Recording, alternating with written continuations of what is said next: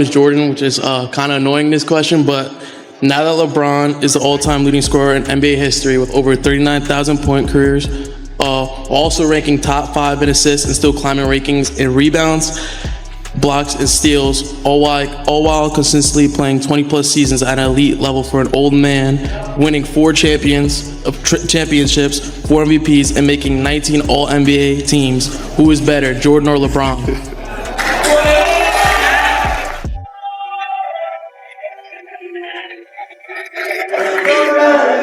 You know, those are some incredible stats. They are. Those are some incredible stats. I'm never going to say anything bad about LeBron, I told you. I think he's the 3rd best player I've ever seen play after Michael and Kobe. It's just different eras. I love LeBron. I'm not going to say anything bad about him. In the team's best interest, in your best interest to play all 82. Is that something you thought about at all since you made the goal? Man, that's a goal, but we'll see. But I don't. It's something I ain't discussing right now. 1 hour later. Stuff like this. Are there many things you lean on to try to? And I had a teammate. He says, "You twist your ankle, young fella. Come over and sit with me. You know, this is you need to." I said, "No, man. I'm trying to make a name for myself. There's no way I can sit. You know, I need to get out there and show what I'm capable of. I want to play. I want to win. I want to make an impact." A die-hard LeBron James fan stepped up to Charles Barkley during a fan Q&A with every statistic ready to go, every accolade memorized, every milestone loaded up like ammunition. You could tell he believed the numbers alone would settle the GOAT debate once and for all. But what happened next completely flipped the energy in the room, because Barkley didn't attack LeBron. He didn't dismiss the accomplishments. Instead, he calmly broke the argument down piece by piece. And somehow, the most damaging part of the conversation didn't even come directly from Barkley. It came from Michael Jordan himself, not because Jordan responded to the fan personally. Not because he joined the debate, but because recent comments he made publicly ended up undercutting the entire stats-only argument without him ever needing to mention LeBron by name. That's what makes this so fascinating. Jordan wasn't even in the room, yet his mindset and the way he talks about competition completely changed how people viewed the fan's argument. The fan walked up with serious confidence. Ironically, his name was Jordan too, which made the whole scene even more surreal, and from the second he grabbed the microphone, it felt like he was presenting a closing argument in court. The stats started flying immediately: over 40,000 career points, the NBA's all-time leading scorer, top 5 all-time in assists, still climbing in rebounds, steals, and blocks, for championships. For MVP awards, more than 2 decades of elite basketball, 21 All-NBA selections. One accomplishment after another, and honestly, hearing all of it laid out together sounds overwhelming, because on paper, LeBron's resume is almost impossible to challenge. The combination of longevity, production, and versatility is unlike anything the league has ever seen. The crowd started reacting too. You could feel people thinking, how do you even argue against this? Because when somebody is the all-time scoring leader while also ranking among the greatest playmakers ever, the case practically builds itself. The fan finished his point almost like he was daring Barkley to respond, basically asking, how can anyone possibly top this? And that's when the entire tone changed. Barkley paused for a second and looked at him like a teacher getting ready to explain something simple to a student who thinks they've already won the argument, but instead of mocking LeBron, Barkley actually started with praise. He admitted the numbers were incredible. He called LeBron one of the greatest players he had ever watched. No hesitation, no disrespect.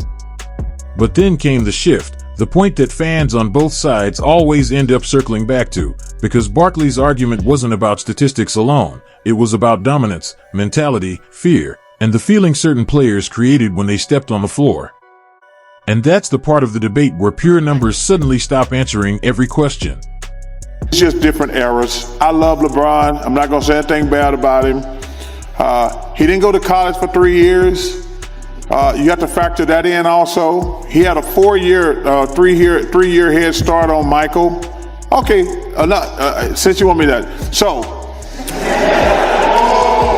I'm going to just give a couple of things about, if he wanted to do it fair, he would say, well, how many games did Michael Jordan play compared to LeBron. LeBron James came straight to the NBA out of high school at just 18 years old, while Michael Jordan spent 3 seasons at University of North Carolina before ever entering the league.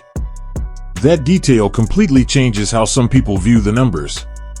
Because from day one, LeBron had a 3 to 4 year head start when it came to building career totals. While Jordan was still playing college basketball, LeBron was already scoring points, collecting rebounds, piling up assists, and adding games to his resume. And that's where Charles Barkley shifted the conversation in a way the fan clearly wasn't expecting. Instead of arguing against LeBron's totals directly, Barkley reframed the debate with one simple question. If the comparison is supposed to be fair, why not compare what both players did in the same number of NBA games? That's where the raw totals start telling a very different story, because once you level the playing field by games played instead of total career accumulation, Jordan's scoring efficiency jumps off the page. In roughly the same number of games, Jordan scored about 5,000 more points than LeBron. Think about how insane that really is. 5,000 points is basically the equivalent of 2.5 elite NBA scoring seasons. That's not a small gap. That's the difference between sustained greatness and absolute scoring dominance. And suddenly, the conversation isn't just about longevity anymore. It becomes about pace, efficiency, and how overwhelming a player was at his peak. That's the angle Barkley was pushing. Not that LeBron's accomplishments are fake, not that the records don't matter. But that raw totals alone can sometimes hide how different the two careers actually looked when both players were on the court at their absolute best. Because Jordan's argument has never really been built around longevity, it's been built around maximum dominance in a shorter window, the scoring titles, the efficiency, the undefeated finals record. The feeling that when he was at his peak, nobody in basketball could reach his level. Meanwhile, LeBron's greatness is built differently. His case is about endurance, versatility, adaptability, and maintaining elite production longer than almost anyone thought possible. And that's why these debates never end. One side values the marathon, the other values the peak, and depending on which version of greatness matters more to you, your answer changes completely. And actually, if you look at the numbers, Michael actually had 5,000 more points in his career, same number of games. 5,000, which is 2.5 NBA seasons. But you have to factor in, Michael went to college for 3 years. And if you remember, he broke his foot his first year, and he retired for 2 years. So if Michael went to the NBA 3 years sooner, not missed his rookie year with a broken foot, and not retired for 2 years, he would be the all-time leading scorer. Barkley kept going, pointing out something most people conveniently forget. Jordan broke his foot in just his second NBA season and missed nearly the entire year. Then he stepped away from basketball for almost 2 full seasons to chase baseball. Take away those interruptions, and the conversation starts looking very different. If Jordan had entered the league at 18 like LeBron, never suffered that injury, and never left for baseball, there's a strong chance he'd still be the NBA's all-time scoring leader today. And suddenly, the LeBron past Jordan argument doesn't feel nearly as untouchable. The fan didn't really have an answer for that, because the logic is hard to ignore. Once you factor in the extra years and games LeBron had to build his totals, the gap between them gets a lot smaller, and in some ways, it even flips in Jordan's favor. But Barkley wasn't done. He brought up another stat from inside the NBA that completely changed the tone of the conversation. Michael Jordan recorded 562 career 30-point games in just 15 seasons. LeBron James, after more than 22 seasons in the league, sits at 559. Think about that for a second. Jordan still has more explosive scoring nights despite playing far fewer years. That's the kind of stat that makes people stop and rethink the entire longevity argument. And it gets even crazier when you look deeper. Jordan still owns the highest scoring average in NBA history at 30.1 points per game. LeBron, as incredible as he's been, sits around 27 per game for his career. Jordan won 10 scoring titles. LeBron won 1. So when people point to the all-time scoring record as proof that LeBron surpassed Jordan, Barkley's point is simple. LeBron didn't pass Jordan because he was a bigger scorer. He passed him because he played longer, and those are two very different kinds of greatness. Can I say one thing? Sure. Did you ever look at how many shots Michael Jordan took and how many shots LeBron took? I did not. Michael They Jordan. were both gunners. Michael Jordan took way more shots. Well, that was his job. And it's just basketball. At the end of the day, it's just basketball. This is where Barkley's argument moved beyond stats and into the part that really gets under LeBron fans' skin, because now the conversation isn't just about numbers anymore. It's about how these two legends built their careers.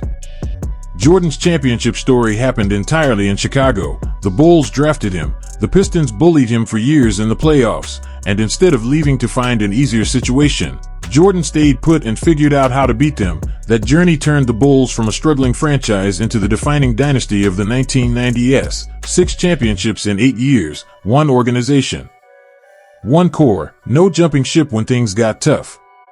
LeBron's path looked completely different. After 7 seasons in Cleveland without a title, he made the decision and joined forces with Dwayne Wade and Chris Bosh in Miami. That move changed the NBA forever. It basically opened the door for the modern super team era, where stars began teaming up in free agency instead of trying to build something organically. Then Miami started fading. LeBron returned to Cleveland and quickly pushed for the Kevin Love trade to create another contender. When that run ended, he moved to Los Angeles and teamed up with Anthony Davis.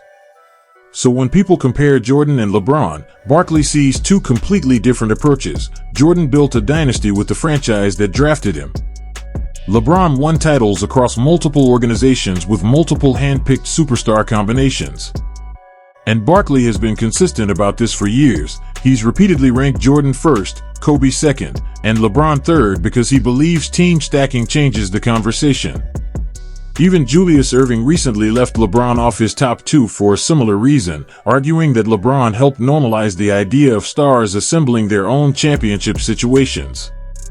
Of course, LeBron supporters always bring up Scottie Pippen, but Barkley's side sees a major difference there. Jordan didn't recruit Pippen in free agency. The Bulls drafted him and developed that core together.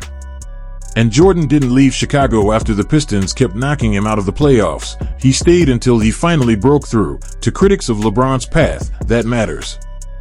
Building through the draft feels very different from choosing your co-stars and reshaping rosters through free agency and trades. Then the conversation took one final turn. Someone asked the fan the ultimate basketball question. Forget the spreadsheets, forget the totals. If your season comes down to one Game 7, with everything on the line, who are you trusting most, LeBron, Jordan, or Kobe? The fan still said LeBron, and to his credit, he stood by it even after everything Barkley laid out. And let me tell you something. LeBron, we compare him favorable to Magic Johnson. He's a more of a triple threat than Michael was. I'll agree with that. But let me ask you a question. I want you to be honest with me in your heart. All right. If you had one game and you said, I need to win Game 7, would you want LeBron, Michael, or Kobe in one game win all? LeBron. Okay. And here's the crazy part. That answer actually strengthens Barkley's argument more than it helps LeBron's case, because when people bring up Game 7 mentality, the first thing Jordan supporters point out is simple. Michael Jordan never even needed a Game 7 in the NBA Finals, not once. 6 finals appearances, 6 championships, 6 finals MVPs, and every series ended before a 7th game could even happen. That's the kind of dominance that almost feels unreal today. In the 1993 finals against Phoenix, Jordan averaged over 41 points per game for the entire series, 41, on basketball's biggest stage. That's not hype, that's history. LeBron's finals resume tells a very different story. 10 finals appearances is incredible on its own and something very few players in NBA history could even dream of accomplishing. But 6 of those trips ended in losses, including 3 against the Warriors dynasty. So when critics look at the record, they see 4-6 in the finals, more losses than wins on the biggest stage. Now, LeBron fans always fire back with the same point. Making the finals and losing is still better than not making it at all, and honestly, there's truth to that. Getting there consistently is an achievement by itself. But Jordan supporters counter with something just as powerful. Jordan made it there 6 times and never let anyone beat him once he arrived. Nobody ever got to say they took him down in the finals, because he simply refused to lose when the stakes were highest. Then the conversation took another turn when NBC brought back NBA coverage for the first time in over 2 decades and pulled off something huge. They got Michael Jordan involved as a special contributor. Not as a player, obviously, but as someone finally willing to speak publicly about the modern game, and that mattered because Jordan almost never does basketball commentary anymore. For years, he stayed mostly out of the spotlight outside of business and brand appearances. So the second people heard he'd be talking hoops again, the basketball world locked in immediately. The first NBC segment was pretty standard stuff. Jordan talked about legacy, competition, and giving back to the game. Nothing too controversial, but then the second segment aired, and that's when things really heated up. The topic shifted to load management, and Jordan did not sugarcoat his opinion at all. 882. What do you think of when you hear the term load management thrown around? It shouldn't be needed, first and foremost. I never wanted to miss a game because it was an opportunity to prove. It was something that I felt like, the fans are there to watch me play. I want to impress that guy. Jordan didn't just criticize load management. He basically said it shouldn't exist at all. And the reason why says everything about how he viewed basketball. To him, every single game was another chance to prove himself, not just to opponents, not just to the media, but to the fans who paid their hard-earned money to watch him play. Then Jordan took it a step further and brought up something that hit people hard. He started talking about the fans sitting way up in the cheap seats, the people who worked overtime, saved for weeks, maybe even months, just to afford one ticket to see him in person. That mattered to him. He didn't want those fans leaving the arena disappointed because the star player decided to rest. And when you hear Jordan explain it, you realize this wasn't just about basketball, it was about responsibility. It was about understanding that when millions of people are paying to watch you perform, showing up matters. Jordan made it clear that if he was physically capable of playing, then he played. No scheduled rest nights, no load management, no excuses. Then the conversation got even more interesting when Jordan brought up something most younger NBA fans have never even heard of, the love of the game clause, and honestly, by today's standards, it sounds almost unbelievable. Jordan explained that his contract literally allowed him to do something modern NBA superstars would never risk. If he was driving down the street and spotted a random pickup game at a local court, he could pull over, jump in, and play. And even if he got hurt doing it, his contract would still be fully guaranteed. That's how much freedom he had because of how deeply he loved basketball. Jordan said that love for the game was the foundation of his entire career, and he pointed out that modern NBA contracts almost never allow anything like that anymore. Teams protect their investments too heavily now, but Jordan's mindset was different. He basically said nobody was ever going to take away his opportunity to play basketball, because to him, at the end of the day, it was still just basketball, something he genuinely loved doing every time he stepped on the court. And honestly, that's why this debate never dies, because when people compare Jordan and LeBron, they're not just comparing stats anymore, they're comparing mindsets. Jordan's supporters see a player obsessed with competition, someone who treated every game like it mattered. LeBron supporters see a player who mastered longevity, adapted across eras, and stayed elite longer than anyone thought possible. So now the question shifts again. Does LeBron's unmatched longevity outweigh Jordan's peak dominance and perfect finals record, or does Jordan's mentality, dominance, and flawless performance on the biggest stage still make his case untouchable? Because the more people debate it, the clearer one thing becomes: there may never be a final answer.